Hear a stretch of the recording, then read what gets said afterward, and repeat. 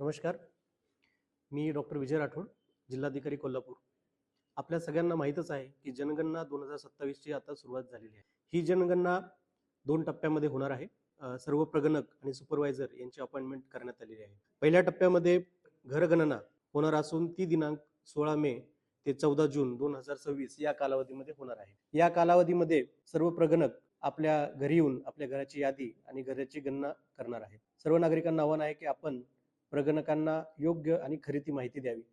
आपली माहिती गोपनीयच ठेवली जाईल आणि त्यानुसार त्यांना सहकार्य करावं. तसेच उन्हाळ्याचे दिवस पाहता की जे प्रगणक येतील त्यांना सावलीत बसण्याची जागा, पाणी तरी त्यांना विचारावं अशी सगळ्यांना मी आवाहन करतो. यासोबतच जिल्ह्यामध्ये 1 मे पासून ते 15 मे पर्यंत स्वयंगणना होणार आहे. त्यासाठी पोर्टल डेव्हलप करण्यात आलेलं आहे.